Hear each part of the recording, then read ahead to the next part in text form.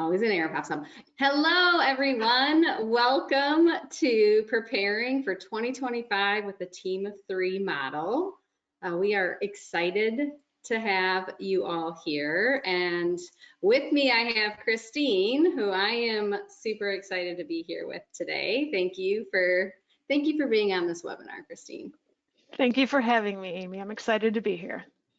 Both of us are advisors here at Collected by DBA, and so what we're sharing with you today will be getting ready for next year with all of the years of experience that we have helping people think through that, and then also what does that look like inside of DBA with a team of 3 as you think of just what do you need to prepare for the end of the year. So we're only together for an hour today, which goes by really fast.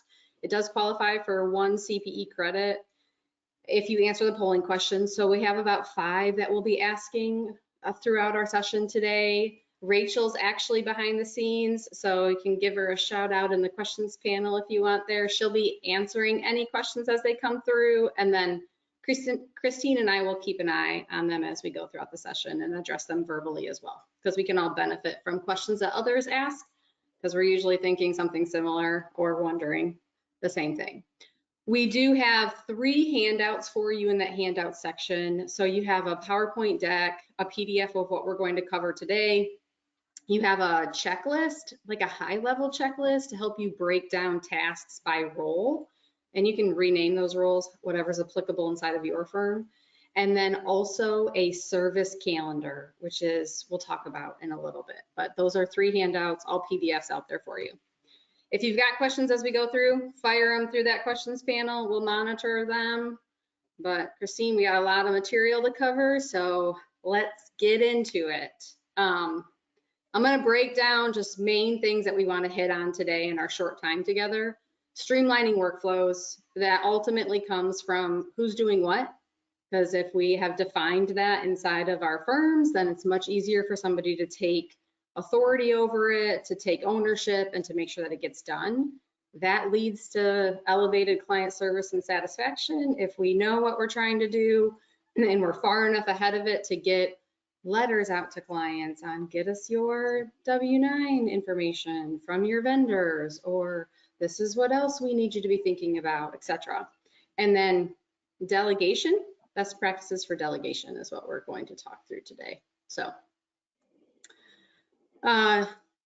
inside of Collective, we will have a live stream.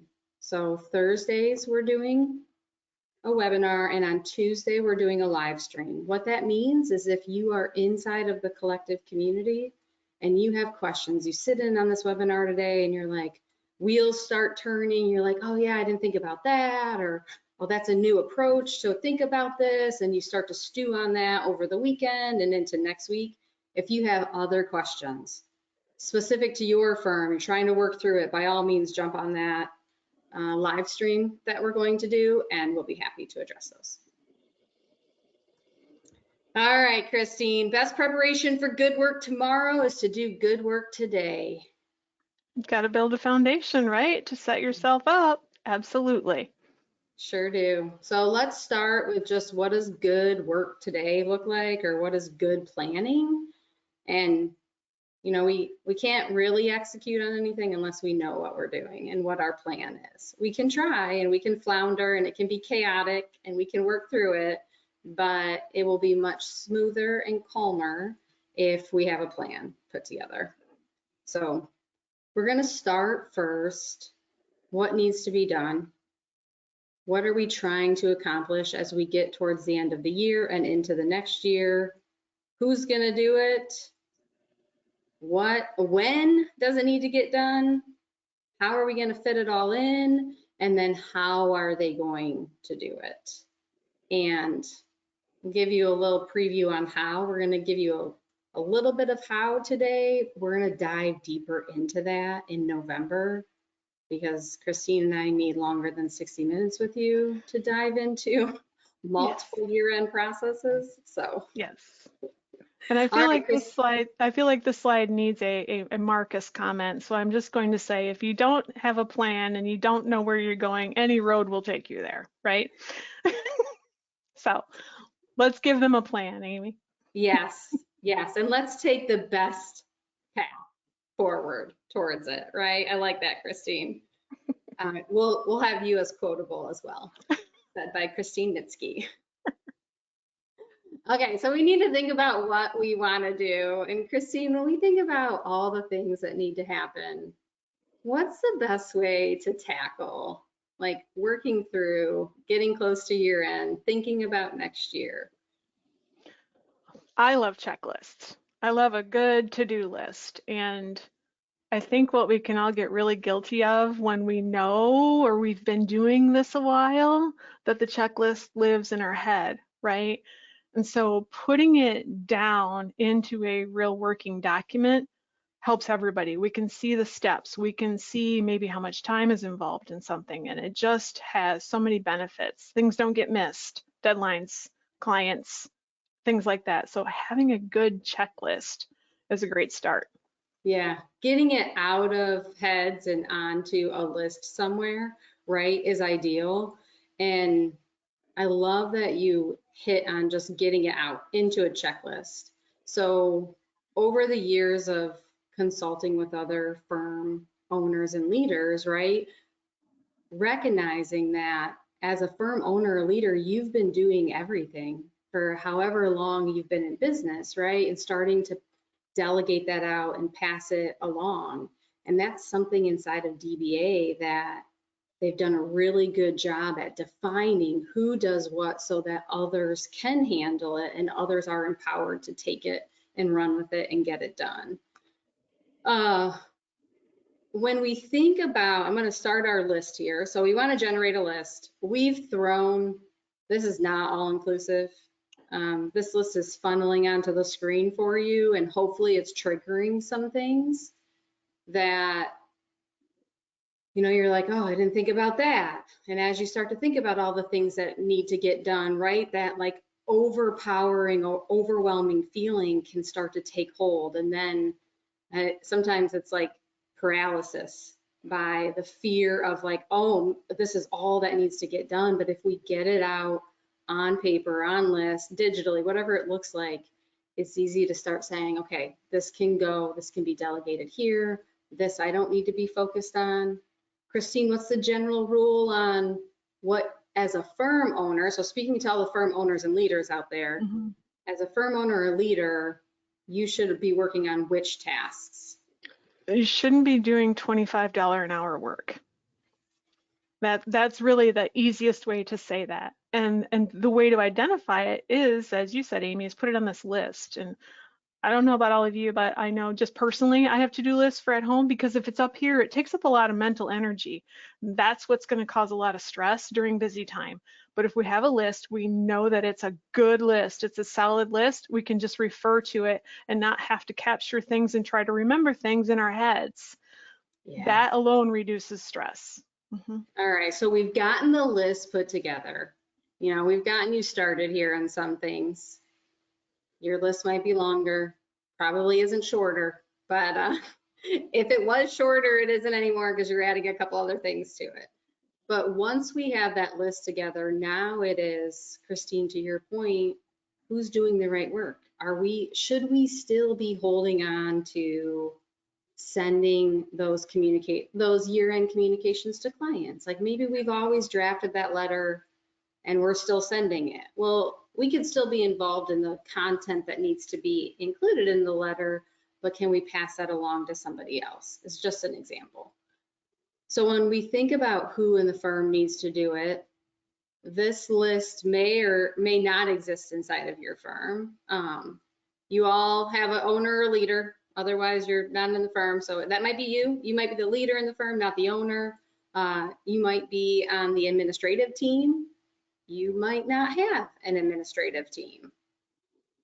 In our DBA world, we have client service managers, which we refer to as CSMs. Those are also your accountants in your firms if your titles are slightly different. And client controllers are your tax accountants. And then client CFOs being your client managers, some of you might call them, or your top level point of contact with a client, helping with just business strategy for those clients. Were we missing any who's out here, do you think, Christine? I think for a smaller firm, mid-sized firm, we've got everybody. Beyond when we start to get a larger firm, sure, there can be a lot of other titles there and a lot of other layers, but I think we've hit it right here for the small to mid-sized firm.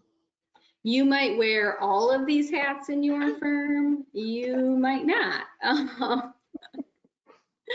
So, okay, so we know we've created a list of what we want, what we know needs to happen, right? Trying to just, all right, everything in our head, everything in everyone's head, maybe we all get a list together of what are the things that each person in your firm does. Now, once we have that list, we can decide who it makes the most sense to do it. And when we talk about delegation, I mean, that's ultimately what we're getting to is what is the best way to delegate? And so, Christine, if I am the firm owner, I'm not doing $25 an hour work. My best use of time is providing strategic direction to team on what they can be doing and allowing them to take on some of these tasks and help the firm. Right. And how many firm owners have we said, I don't have an administrative person, or I need to hire one, or I really want to get out of doing all of the work and I just want to be able to oversee everything. And it doesn't happen until we start getting some of these things delegated. Mm-hmm. Super important. Super important too that it's, you know, choosing the right person is aligning with their skill set. So if Christine, you're a strategic thinker, like to create visions and provide direction, but not in the weeds of dotting every I and crossing every T, then giving you a task that involves reconciling the client list with our software is maybe not exactly what is best suited for your skill set, right? And you see how Christine just melted when the thought of having to do that was suggested. And then, of course, there are going to be times when the size of your team just means that maybe that's not somebody's strongest suit, but that's going to be the best person right now to take that on, right? And I like what our graphic says. It's just clear instructions, expectations, deadlines. Everybody can work within that. Even I can on a list like that to get it done so that we can eventually delegate that to the right person. Yep. Yeah. If you know what you need to be doing and when it needs to be done and what the end goal of that is, then you have the freedom to do it the way that makes most sense to you, which might not be the same way somebody else would do it. But does the way that it gets done matter more than getting to the end goal? Right. And Right? if you're a visionary kind of person, you don't care how it gets done, just get it done, right? But if you tend to be more into the systems and the process, you might care how it gets done, but when time is of the essence, just let them have at it and get it done. Mm-hmm. So clear instructions and expectations, communicating that, giving that, can't just be given one time, right? Oh yeah. Yeah, we don't learn by hearing things just once. No, so it's the frequency of checking in or the frequency of talking about it that is going to help set everyone up for success. If you're delegating something for the first time, the more you are in communication with the person you delegated it to, the better the result will be, right? So Make it let's, easy. That makes it yeah, easy for that person, right? It's really clear that you just simplified it for them. It'll get done. yeah, on both sides, right? It's Mhm. easier on both sides. It seems sometimes it's simple, something as simple as that, as communication, but we like to overcomplicate things. And so sometimes it's just having a conversation. Do you have questions? What do you need support with? Is there anything that didn't make sense? Rachel, let's launch our first poll. So we have a poll coming to all of you, and this first poll is about just frequency of team meetings, and it kind of goes to what Christine and I were just talking about, right? You can't give instructions once. We can't cover a process and not record it or not document it and expect everyone to remember it. So curious from all of you, what's your firm's frequency of team meeting trainings ahead of busy season? And if you answer other, fire those through the Questions panel. Yeah. I like the results that are coming in so far. And just for a manner of perspective, we have nearly 50 people in today's webinar. Okay, perfect. So everyone will see just kind of where you rate here, or rank. All right, let's look at these results. So we have winners, 67%, 2/3 of our audience today are meeting weekly, which is fantastic. You are definitely able to stay on top of things and communication when you're meeting every week. You know, then followed next by as needed. So maybe more frequently at some points, and it tapers off a little bit. All right, thank you everyone. Okay, what we're gonna spend the next chunk of time discussing is just a breakdown of those who options that we looked at, like who in your firm do you have available to you? How are you choosing the right person? And what are some of the things that that role could be handling inside of your firm? And really what we're looking at is how does the team of 3 inside of Dillon Business Advisors or DBA, what are they handling? And so this didn't happen overnight, right? This is what we have worked towards over the years, but it's a good view for you as you're thinking about what your team's doing.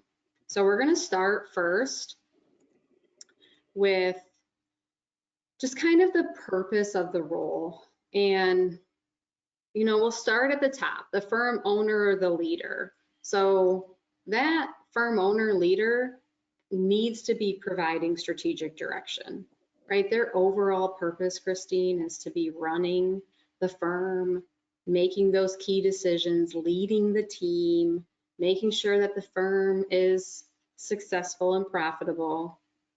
All of those things. The firm owner may also be doing technical work, but their best use of time is leading the team that they have. Do you agree with that statement? Oh, 100%. And the more firm owners and leaders we talk to, the more of them tell us that that's the role that they want to be in, and less on the technical work and the service delivery in terms of bookkeeping, accounting, tax. Maybe on the advisory, they'd like to be there, but they really want to oversee team and their firm. Yeah. Everyone's aspiring to be there, right? If they're not there already. And so as you think about the comment that Christine made, as a firm owner or leader, if you are doing $25 hour work right now, what is it that you can pass to somebody else? And if you don't have somebody else to pass it to, what should they be considering, Christine? Hiring. Let's hire somebody to take care of those. $25 an hour or whatever that wage range might be, but the things that you can delegate to someone else that someone else can actually do. You should keep the things for yourself that only you can do. And that's truly a matter of skill set, not opinion, right? Well, I can do all of those things and maybe I can do them better than somebody else. You can do them better right now, but you need to hire the person who can eventually be the one who does them better than everyone else. Yep. Yeah. Marcus and I listened to this podcast, and I'll look up the name. I do not remember it. Maybe Marcus, if he's listening, he can message it in. But it was about, as a firm owner or leader, focusing most of your time on sales and marketing. Because if you aren't growing your pipeline of potential clients, then does the well dry up? And now when clients start exiting the firm, then what are we filling them with, right? And so if anything starts to creep in and you're not spending that amount of time thinking about sales, marketing, leading team, right, then that is when it's time to come in and think about hiring for that position. So, all right, we're looking at some tasks for the role of firm owner leader. You'll notice that they're all higher level planning things, right? One, analyzing the firm. What's profitability? What are budgets that are in place? How are we doing? What's current capacity at? What are future needs based on what's coming down the pipeline? How are clients? How are we doing? How much scope creep has happened in our clients? What upcoming fees need to be? You know, what are your fee increases going to be for this upcoming year? What did we accomplish? Because we have to celebrate that. It's so important. It's so easy to accomplish it and feel good in the moment and then move on to the next thing and to the next thing and to the next thing, right? But there is something very valuable about looking back to celebrate and then to plan forward. What this also does when you're able to delegate and focus on these is it gives you the space to focus on these things.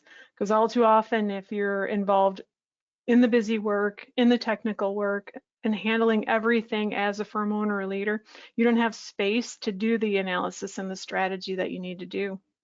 Yeah. Yeah, and that's so important because if you don't have the right mental space for it, then you're not going to be able to do it. Yeah. Yeah. Okay, let's move on to our next role. So now we're going to go to the administrative team.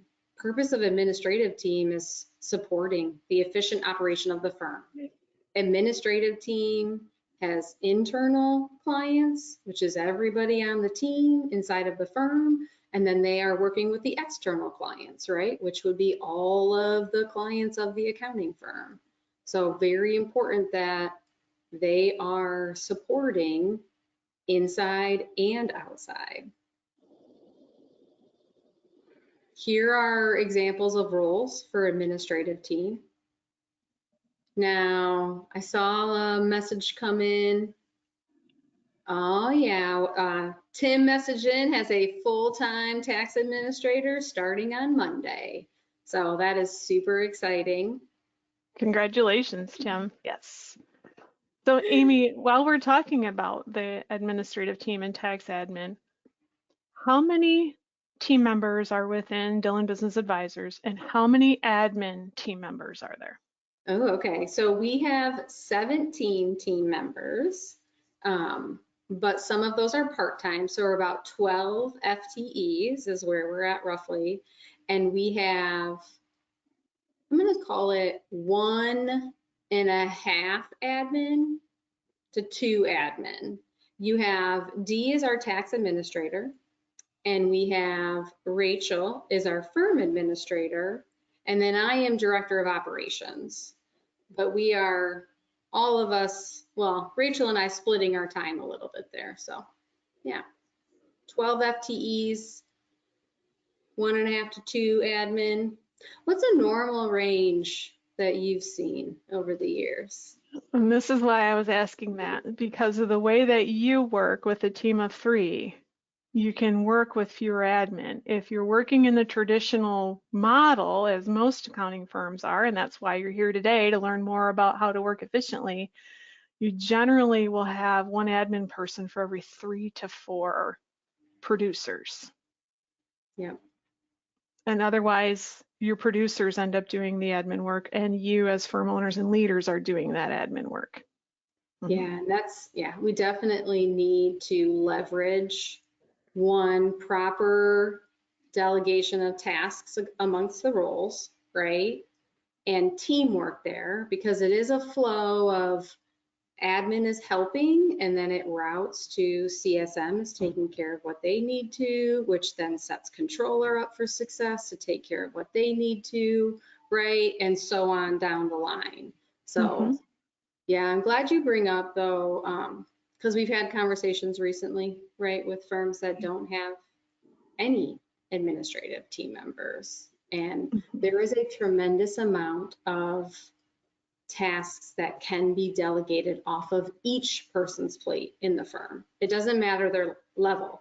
Yes, we talk to firm owners, leaders about delegating, but the same is true for every level thereafter on continuing to delegate that to another person and or to technology, to automations, right? I mean, you're delegating either to a person or you're delegating it to a piece of technology is ultimately what the goal is. So you'll Yes. see like administrative team, there's a general list here. You know, there's a lot of cleanup that happens at the end of the year, cleaning up of client lists, projects, documents, right? Reconciling clients that have left the firm. Do we have them properly inactivated in all of the necessary places?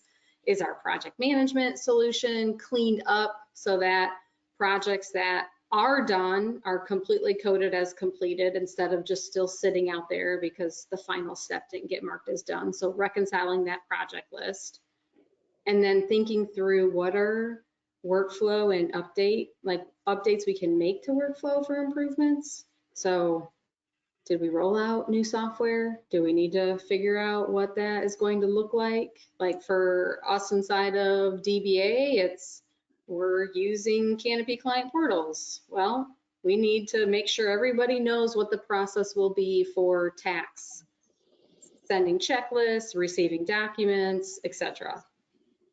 Even if you haven't changed software, what's the process again? Because you know it was like a little while ago that we went through that entire process in busy season, and a lot has happened since then. Another one I want to point out on this task for role is leading or learning team training on tax process. So I listed that there for administrative team. One, it's great when someone else is leading a training, right? If they're in it and they live in that process, it's great for them to share with the rest of the team. What is that process? What does it look like? How are they doing it? If they aren't leading though, then they're definitely sitting in there learning. What are the pieces that they need to know while also understanding all of it? Yeah, when they have the full picture of what their piece is within the entire process, sometimes it makes more sense to them and they understand the importance of their steps and their role in the process. Yeah. Yeah, it's more than just what they're doing, right? What they do is also affecting everyone else. Yeah, and it helps to understand why, which is what a lot of people need to understand in order to be able to successfully do what's assigned to them. Yeah. All right, let's pause for a moment. Let's pop up another poll. And Rachel, what do you got for our next poll?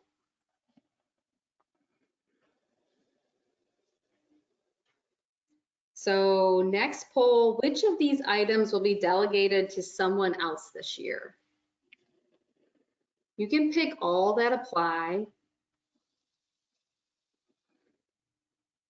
If none of those apply, you'll have to pick one. So pick the closest one and then tell us in the questions panel what's not on that list that you are delegating this year.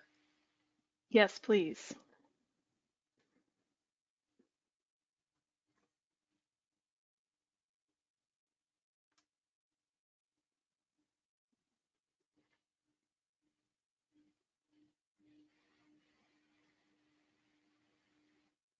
Marty asked a good question too. I'll address while you're answering that poll. You know, Christine, you just brought up about how many employees and how many admin. So Marty says finding staff is a challenge. Are you seeing an increasing trend in one FT full-time position being filled by 2 part-time employees? So inside of DBA, we have been hiring part-time employees. This was about 8 years ago that we started hiring part-time employees, and that is something that has worked really well for DBA, and I've seen it inside of other firms as well. So I don't know if I would say it's a trend, but it definitely widens the pool of available candidates for you. Absolutely. All right, what do you think about these poll results, Christine?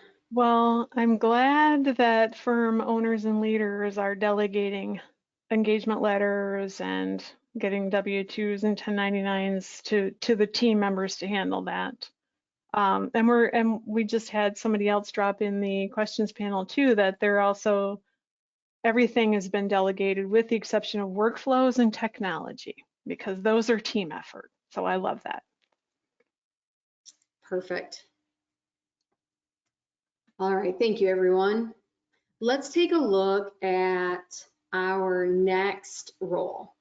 So we've talked administrative team. An administrative team they are definitely doing a lot inside of the tax process, from an intake and an outtake part, right? Receiving documents from clients and then also getting signatures, e-filing, making sure e-filing is accepted. That is not detailed out on this checklist, only because that's part of the tax process training that they would be sitting in on and determining. Christine and I will go into detail on those steps in November when we're doing a 90-minute session so that we can cover all of that. But this will give you a really good start as you think through what they could handle. Then we get into our CSMs or accountants, bookkeepers, whatever you call them inside of your firms, client service managers, maybe. So purpose of CSM is to keep up to date the client's books. So day to day, right?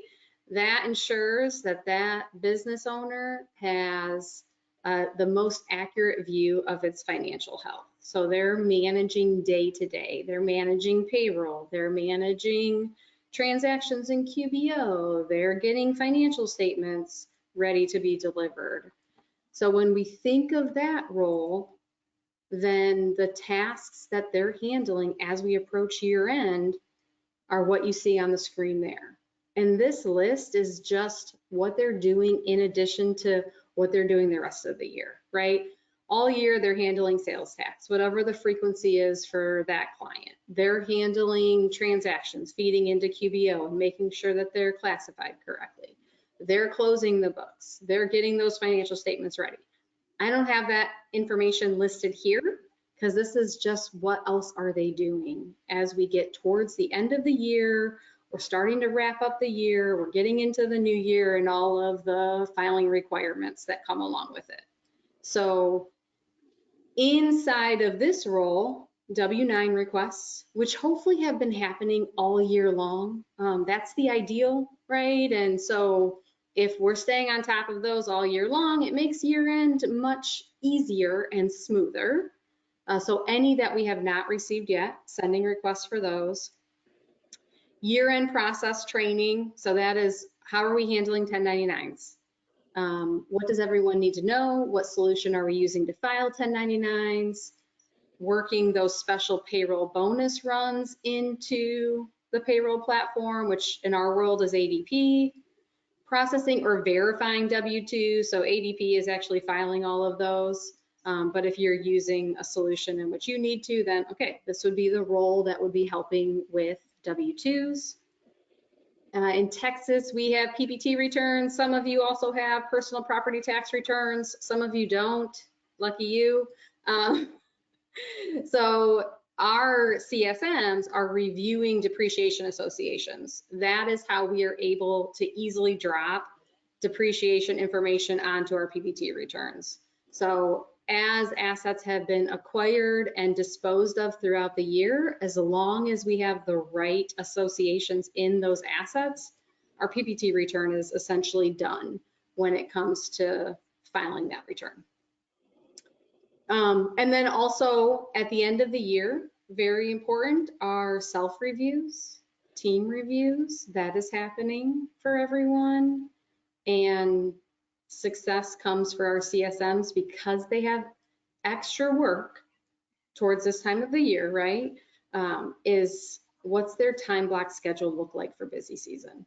So you can have, okay, throughout the year, this is what we're doing on a weekly basis, clearing transactions for clients, paying bills, etc. But then we add in extra, and the way that we can make sure that that's smooth and streamlined and we're getting what we need is by scheduling it. Because it is, everything's an emergency until you actually schedule it, and then it's not an emergency and you just need to get it done.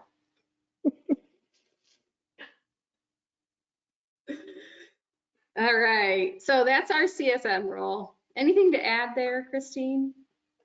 No, I think I just wanted to clarify too there on the review of self and team. Those are performance reviews. And now some firms will do that after busy season. They'll move that to mid-year and get away from the year-end tax planning, getting ready for busy season time. So if that's not, if yours is mid-year, you can take that one off your checklist for year-end busy season. Yeah, yeah, I'm glad that you brought that up. We're actually doing a self-review quarterly or 3 times a year. I say that now with a question because we just did it not that long ago, and then we're going to do it again. So it's a pretty frequent one. How are we doing ourselves? And then also, how is the immediate team that we're working with? So if I'm on a team of 3, okay, how am I CSM? How's controller doing? How's CFO doing? Because it is a team collaborative effort there. And it's nice that you're doing it more frequently than annually. So I think that's a good best practice, Amy.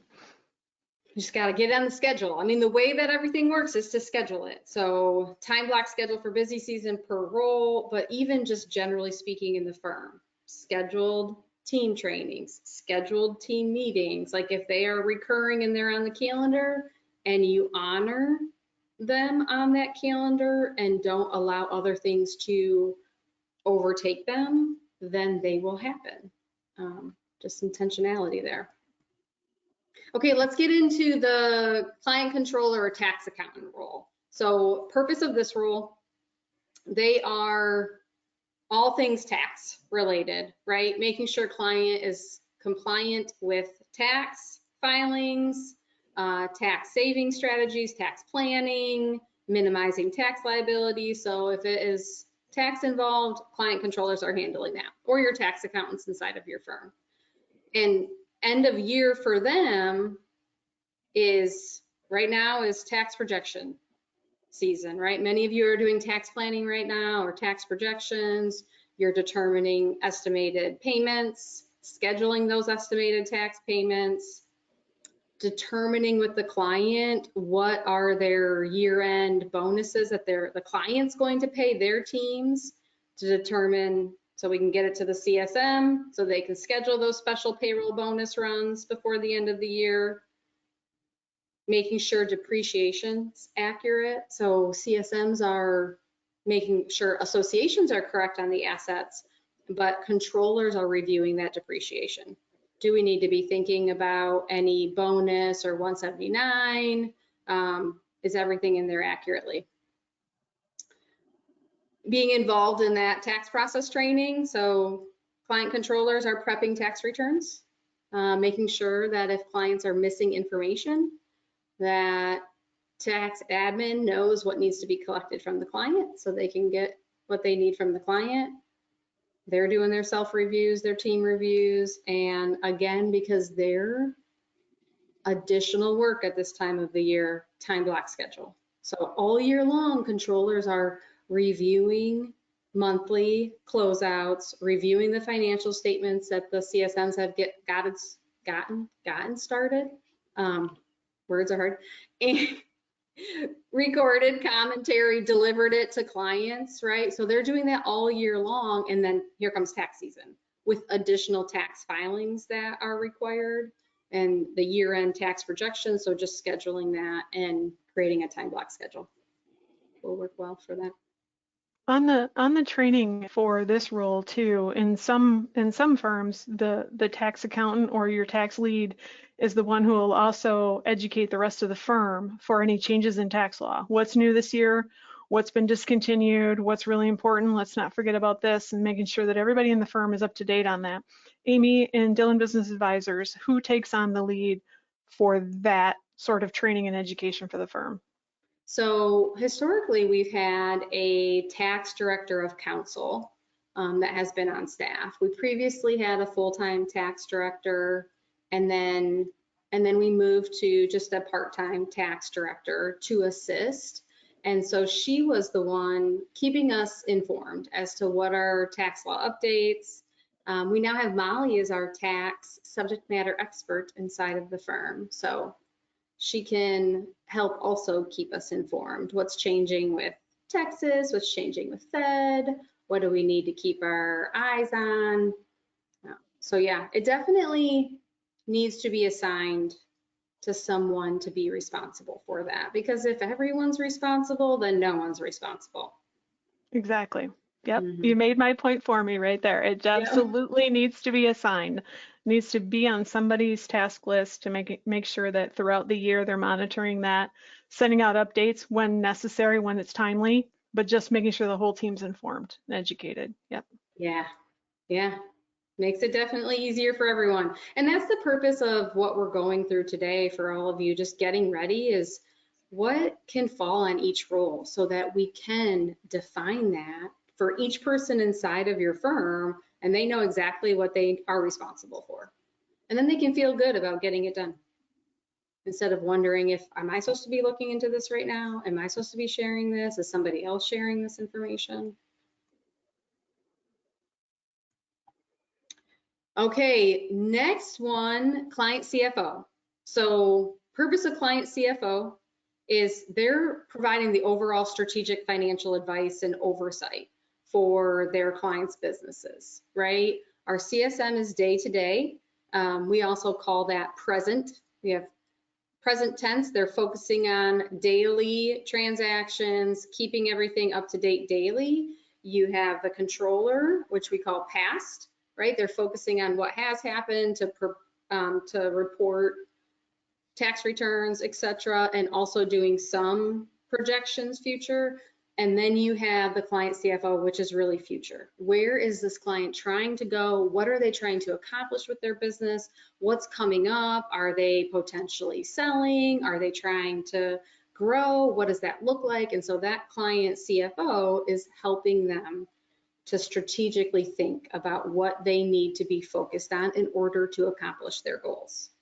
And so in a team of three, the client CFO is also supporting the controller and the CSMs because it is all three of them working together on that client. And while a CSM is doing all the day-to-day and they have a lot of task-oriented work and the controller's doing all of the tax work, the CFO is 45% of their time is supporting the rest of the team. So 55% of their time is working with clients on financial strategy. But a big chunk of their time is how do we help support the rest of our team in supporting this client? And that's a big shift in mindset for accounting firm owners and leaders when they've typically thought of someone in this role being between 80 and 90% billable, right? Mm-hmm. The advantage and the benefit to having 45% of their time spent on team far outweighs what they would bring to the firm in billable time, billable hours, if they were 80 to 90% billable, supporting that team and making sure that they have everything that they need for the client, working as a team of three they're synchronized with that Mm-hmm. client.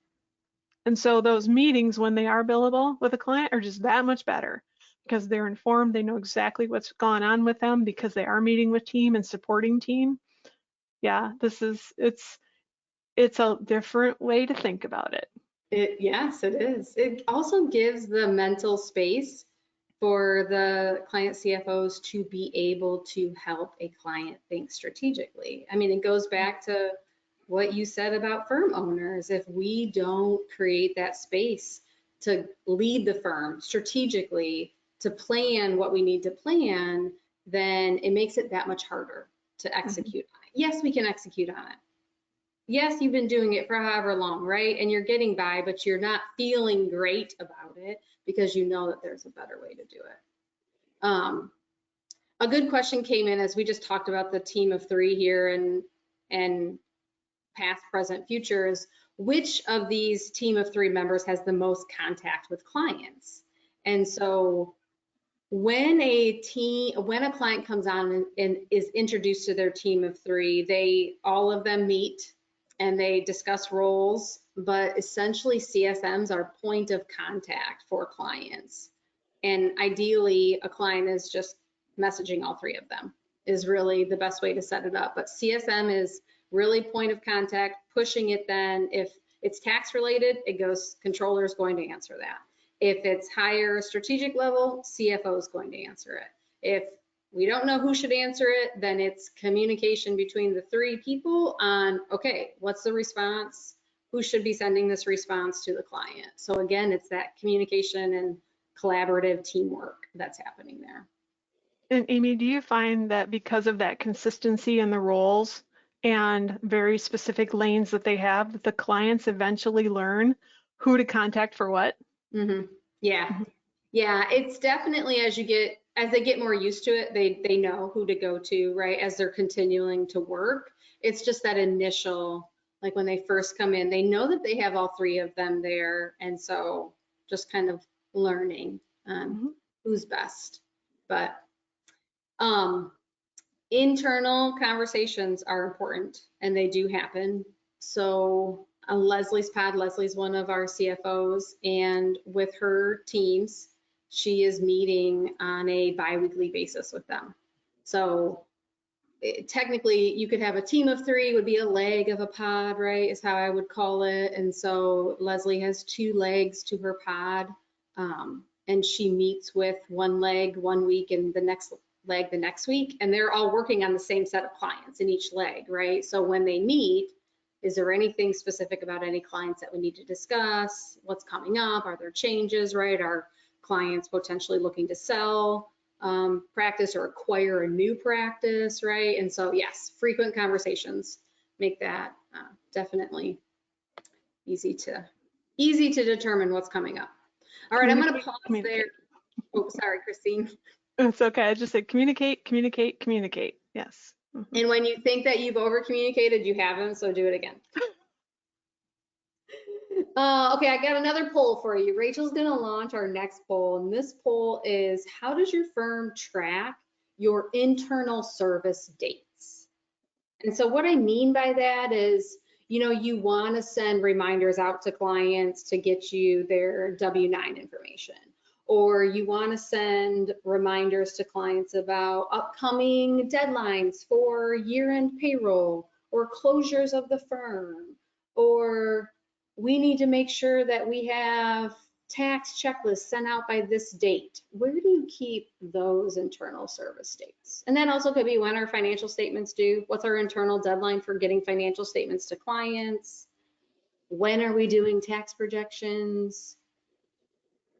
We all know the big deadlines.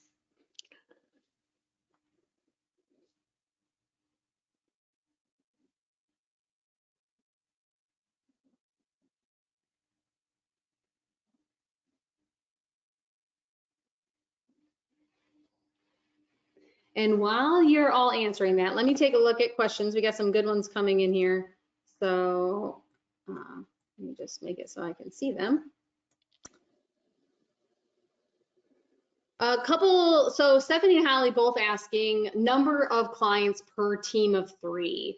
So it's a great question. Answering the number of clients per team of three is harder to answer. You could speak generally and say it's typically like 20 to 30. And I think that's a fair number, but I say it's hard to say because it's better to look at it based on billings for that client, right? Because you're going to charge a client more if they have a bigger business, more transactions, more entities than you would a smaller client. And so smaller clients, a team could handle more of. Bigger clients, a team would likely not have the same number of clients as somebody who was handling some of the smaller ones. Hopefully that makes sense. Complexity. You're taking into account complexity. Yep. Yeah. So, yeah, but generally speaking, it's in that 20 to 30 range is usually what it ends up. Okay, it looks like we have a lot of votes in. Let's share these results. And okay, 51% Christine are in their practice management solution. Good. 24% are in our heads. Not good. No. That's very stressful. That makes me feel stressed even hearing that. but I just We're do using a it. lot of energy to keep it there. We've got to get it into a like half of the people on the call today into that practice management solution so we can track it there and it's not just living in our head. Yeah. All right. Well, that's good. That leads us into, all right, when are we going to get this, all of this work that needs to be done, all this extra that comes in as we prep for the end of the year, setting us up for success into the new year, when are we accomplishing that? And so tracking it in a practice management solution is great. Tracking it somewhere is great. Tracking it in your head, Not no great. bueno. No bueno. Not good.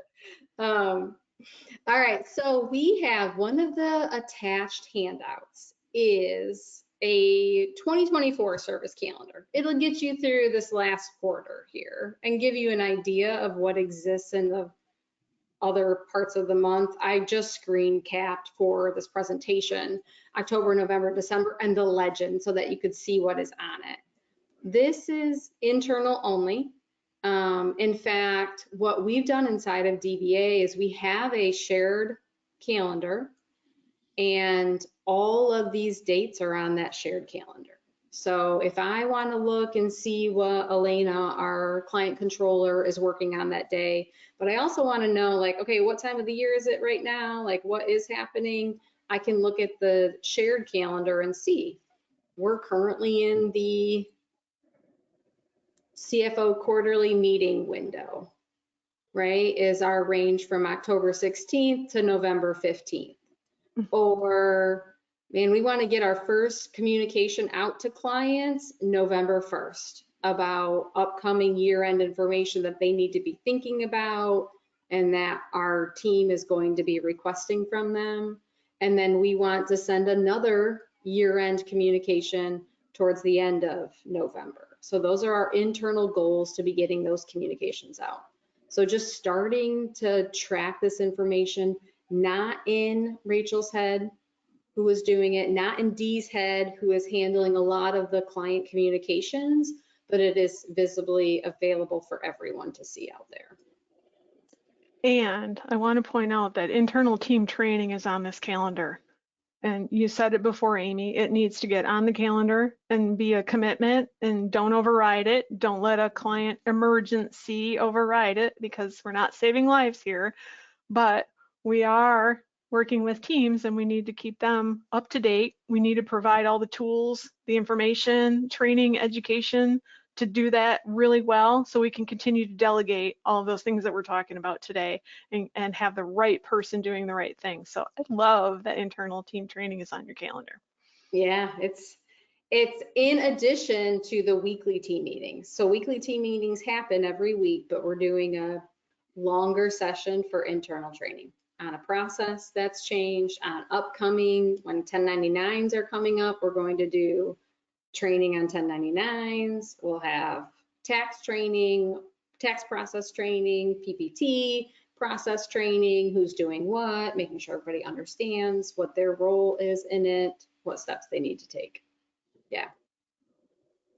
Okay, next is how. How does it get done? Now, what Christine and I will love to show you in November, as I've mentioned, is what's the actual process? What are the steps? Who's responsible for what? What order are they happening in? What's the solution being used there? And just a walkthrough of that, that will help you tweak yours, right? Because we all already have some type of a process. We're already doing it, but where are the areas that there's room to improve that process and make everyone's lives easier, make it a better experience internally, which will in turn become a better experience externally. And so one of the things that we've been mentioning throughout the session is just time blocking. You know, we get to this time of the year, there's a lot. You also have holidays in there and potential vacations that people are maybe still trying to take. Maybe they didn't get them all out of the way in the summer, or just time off around the holidays. And so how do we keep productivity up, make sure that we don't feel overwhelmed by managing our time? not procrastinate until the day before something needs to be done and then scrambling to try to get it done, right? There's just a number of factors that time blocking helps with as a time management skill. Right, and I think you've answered one of the comments that came in about missing deadlines or for meeting with clients and getting some work done, even if it is on the calendar. And generally why that is because we haven't blocked enough time before that deadline to actually do the work, right? This is when it's due or this is when the delivery takes place, but we have to block the time before that. And we let all of those emergencies and all of those little fires that we need to put out take over that time block. And even if when you're doing time blocking, block time for emergencies, unplanned or planned emergencies. So if somebody messages you today, a client reaches out and needs something, you have time tomorrow on your calendar blocked for those planned emergencies, and then you can still get the work done and meet all of your deadlines. Yeah. And there's other, I mean, time blocking is one time management technique. There's other techniques that you can use. And so if, you don't have to just pick one, right? Some of us are wired differently, but this is one that has worked really well for DBA and the team inside of DBA. And so if you've never time blocked, try it because you won't know if it works unless you try it. And speaking of that, let's ask another poll. The next poll is, which of these time management techniques are used within your firm? And so on here, I've listed like time blocking we've just talked about, right? It's really segmenting your days into what are you going to be working on. You have to honor those segments that you put into your day in order for that to be successful. You have the Eisenhower matrix, which is where you are determining what is urgent and important. And then there are different quadrants, right? And so if it's not urgent and not important, then it needs to be delegated to somebody else, right? There's also daily threes. Maybe you want to keep it simple, and a daily three is where you decide the top 3 things that you need to get done that day, and those are your priority focus items. So the emergencies that come up, don't step ahead of those daily threes because you've planned time the next day to handle emergencies that came in, assuming that those emergencies are not super, but a client emergency is not always your emergency, right? Rarely. Yeah. Time tracking's winner here, 71%, which is, we also track time. It's a very, very good data set in order to analyze where we can create additional efficiencies. So that's great. All right, I want to ask another poll right out of the gate here, Rachel. So this is the last poll, everyone. This last poll is, does seeing another firm's workflow in action help you plan your firm's workflow?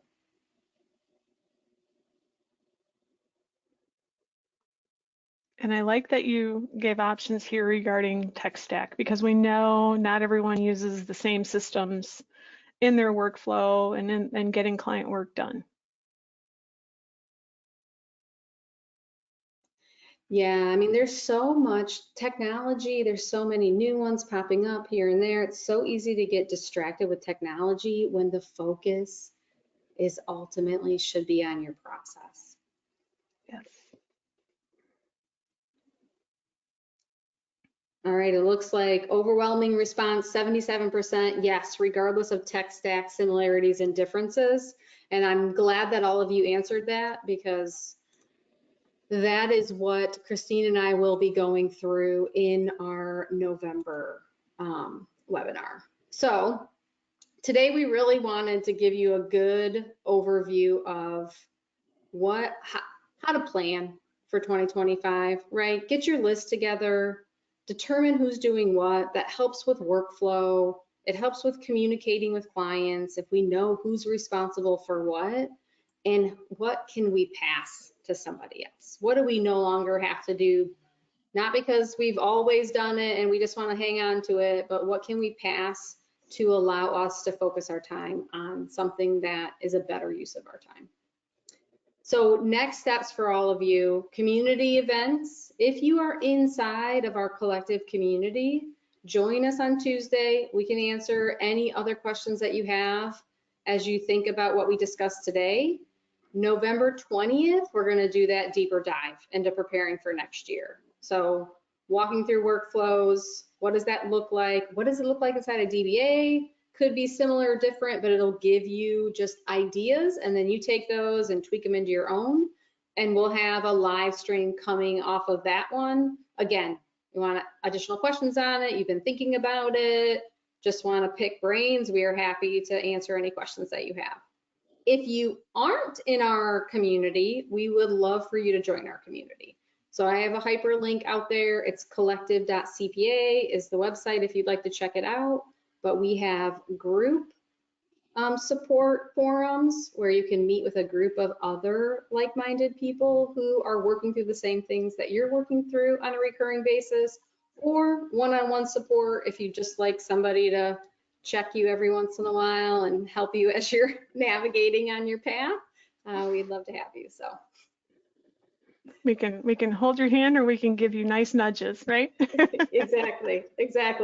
All right. Well, Christine, thank you so much for today. It was a quick hour there. And thank you everyone for joining us. We hope that you picked up some good tips and tricks today, and we'll see you again soon. Thanks, everyone. Bye now.